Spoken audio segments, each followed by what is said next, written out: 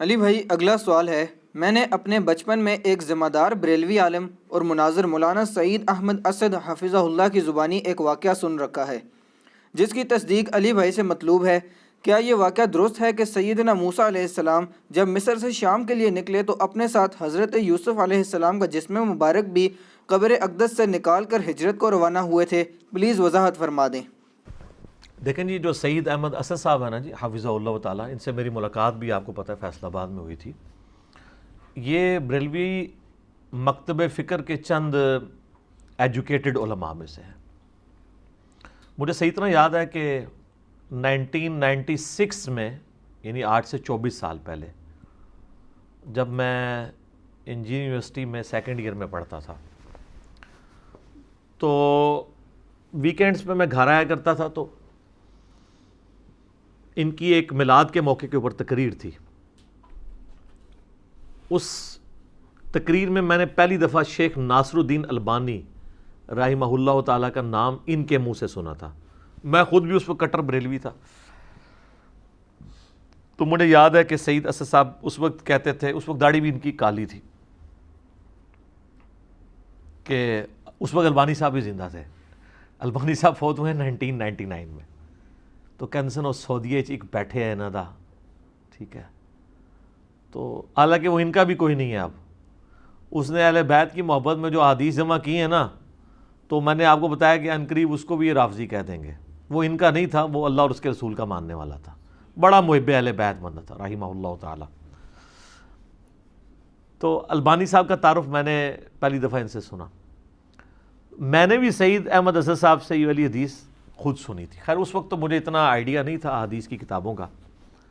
بہرحال یہ جو حدیث انہوں نے بیان کی ہے نا، اس واقعے کا ذکر کیا، یہ بالکل صحیح سند سے ثابت ہے، اور یہ بڑا انٹرسٹنگ واقعہ ہے۔ یہ واقعہ آپ کو المستدرک للحاکم میں بھی مل جائے گا صحیح سند کے ساتھ۔ امام حاکم نے اس حدیث کو امام بخاری کی شرط پہ صحیح کہا ہے، امام ذہبی نے بھی ان کی موافقت کی ہے۔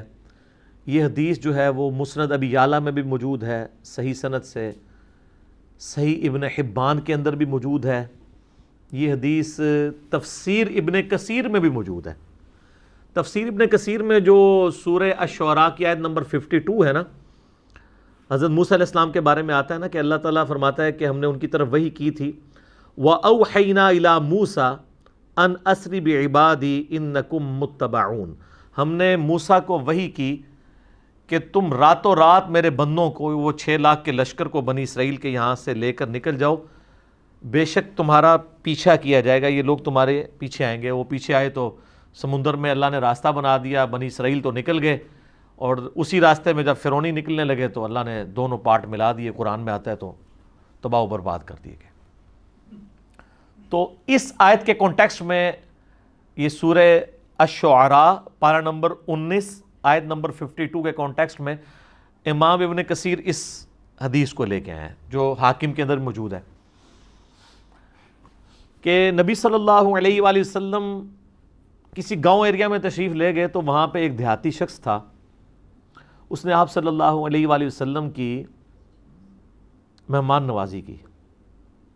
آپ بڑے خوش ہوئے، آپ نے اٹھتے ہوئے فرمایا کہ کبھی موقع ملے تو تم ہمارے پاس بھی آنا، دعوت دے دی۔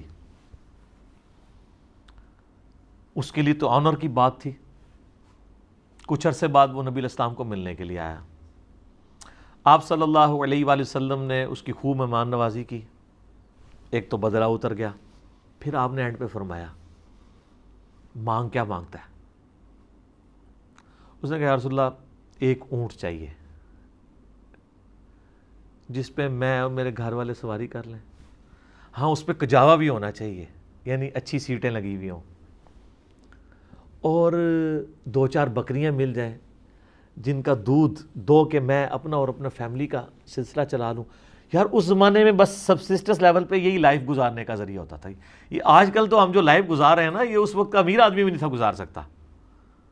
گندم کے دانے، سال کے دانے پورے ہو جائیں، دودھ کے لیے بھیڑ بکری رکھی ہیں، اللہ اللہ خیر صلی اللہ، اور کوئی کام ہی نہیں ہے۔ یہ جو آسائشیں ہیں ان کی وجہ سے ہمارے لیے مصیبت کھڑی ہوگی۔ ایک اونٹ اور چند بکریاں مانگی، اور کس سے مانگ رہا ہے؟ اللہ کے نبی سے۔ جن سے آپ کچھ بھی مانگ سکتے ہیں وہ اللہ سے لے کے دے سکتے ہیں.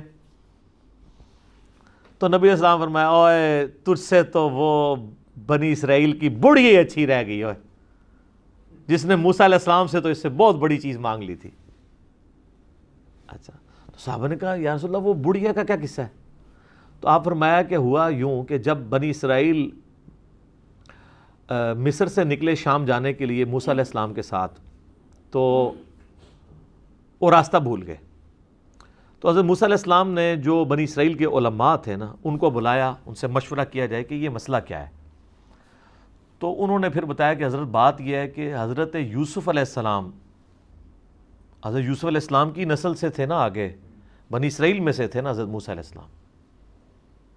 ان دونوں کے درمیان آلموسٹ 1400 سال کا فاصلہ ہے, حضرت یوسف اور حضرت موسیٰ علیہ السلام کے درمیان. تو حضرت موسیٰ علیہ السلام کو انہوں نے کہا کہ جب حضرت یوسف علیہ السلام کی موت کا وقت قریب آیا تھا نا, تو انہوں نے بنی اسرائیل سے ایک عہد لیا تھا کہ جب کبھی بھی تم واپس ملک شام گئے نا, کیونکہ اصل ان کا وطن تو شام تھا, وہ تو حضرت یوسف علیہ السلام سورہ یوسف میں آتا ہے نا کہ بکھ کے وہاں تک پہنچے, پھر اللہ نے وہاں ان کو مرتبہ دیا تو بنی اسرائیل وہاں پہ شفٹ ہو گئے. لیکن یاد تو اپنے وطن کی ستاتی تھی. ان کو یہ بھی پتا تھا کہ اللہ نے وحی کے ذریعے بتایا ہوگا کہ الٹیمیٹلی آپ ابراہیمی مسکن کی طرف دوبارہ جائیں گے. تو انہوں نے یاد لیا تھا کہ جب تم لوگ یہاں سے شفٹ کرو نا, تو میری لاش بھی قبر سے نکال کے لے جانا, مجھے وہاں پہ یروشلم میں دفن کرنا ہے, جو میرا آبائی جگہ ہے. حضرت موسیٰ علیہ السلام نے کہا او ہو, یہ تو پھر ہمیں راستہ نہیں ملے گا, یوسف علیہ السلام نے نال کھڑنا پینا ہے, کیونکہ اللہ کی طرف سے ہو رہا تھا. ان کا اچھا ٹھیک ہے جی بتاؤ قبر کی طرف. ان کا جی قبر بھی نہیں پتا ہمیں, کیونکہ اس زمانے میں مزار نہیں ہوتے تھے. پوائنٹ ٹو بی نوٹڈ, مزار تو نہیں. اور یوسف علیہ السلام تو بہت بڑی شخصیت تھے, ان کا بہت بڑا مزار ہونا چاہیے تھا, وہاں وزیر خوراک رہے تھے وہ. انہوں نے کہا جی ایک بڑھیا ہے جس کو قبر کا ایڈریس پتہ ہے, لیکن وہ کہتی ہے کہ موسیٰ کو میرے پاس خود بھیجو, میں اس کے ساتھ نیگوشیشن کروں گی تو جگہ بتاؤں گی قبر کی. حضرت موسیٰ علیہ السلام نے کہا ٹھیک ہے بات کر لیتے ہیں.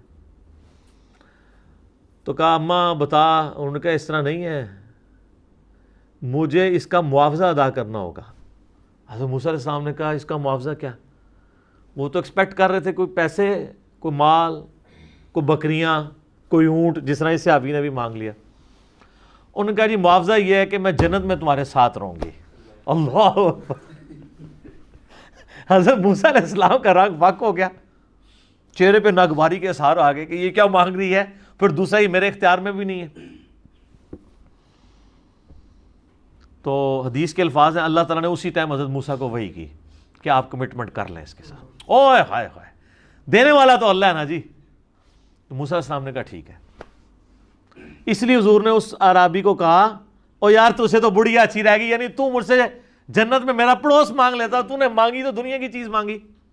جس طرح کہ صحیح مسلم میں آتا ہے کہ ایک صحابی تھے ربیہ, نبی علیہ السلام کو وضو کروایا کرتے تھے. ایک دن سمندر رحمت جوش میں آیا, فرمایا سل ربیہ, ربیہ کیا مانگتا ہے؟ وہ بھی تیاری کر کے بیٹھے سے. انہوں نے کہا یا رسول اللہ جنت میں آپ کا پڑوس. ہو سکتا ہے اس واقعے کے بعد یہ ہوا ہو, انہوں نے یہ بات سنی ہوئی ہو, اہم ممکن ہے, یہ میری اسیسمنٹ ہے. تو آپ فرمایا اور بھی کچھ مانگ لیں. ان کا نہیں یا رسول اللہ اس کے بعد تو مجھے کچھ نہیں چاہیے. تو آپ نے فرمایا پھر کثرت سجود سے میری مدد کر, یعنی اللہ کی عبادت کر کثرت کے ساتھ, میری شفاعت بھی تیرے کام آئے گی, الٹیمیٹلی تجھے جنت میں میرا پڑوس مل جائے گا انشاءاللہ.